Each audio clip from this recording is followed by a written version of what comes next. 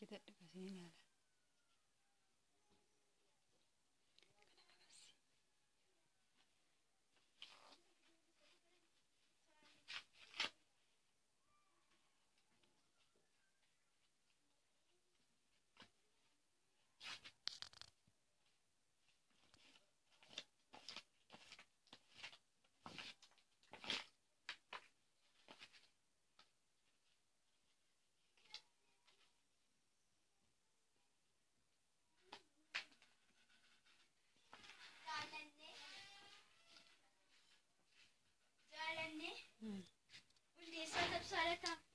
Maganu sirreessitanii. Maani bayya argite. Ekke.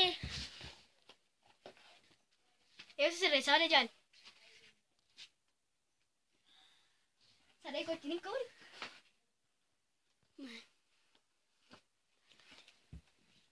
Argite mayyaara. Maal kennuuf.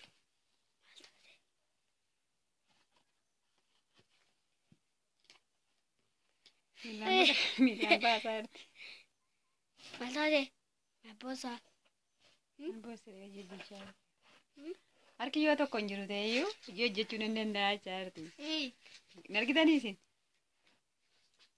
Yoo harki isheen mirgaa hin hojjetu ta'eyyuu. Mee kenna harki ija fayyee biyyaadha. Indiraame akaafaa hedduu hin haala magaalaa kenna. Maalidha? Afaan diraa.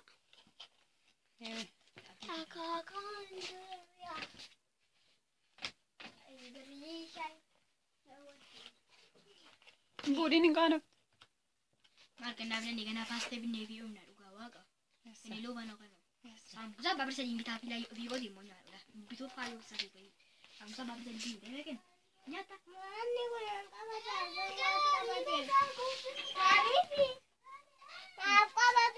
Pilaastariidha. Buchee maal taate? Maal harki kee tokko maal ta'e naan miilaan hojjettaa? Mucaa beedi. Maaltu cabsee? Soofaa? Maal soofaan harka qabaa? Meera harki kee ni cabe immoo? Maaliyaa?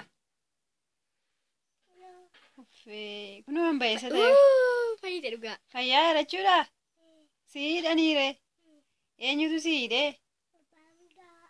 Abbaa mirgaa? Sii dhidhiibee? Dhugaa'edha. Amma sii wayyaaree? Mana qorichaan mudhatteettaa? Maasiin jedharree? Sii? Abbaan kee kana maa jedhe? Dhugaa'ettaati. Erga yoo miti numa ciifta?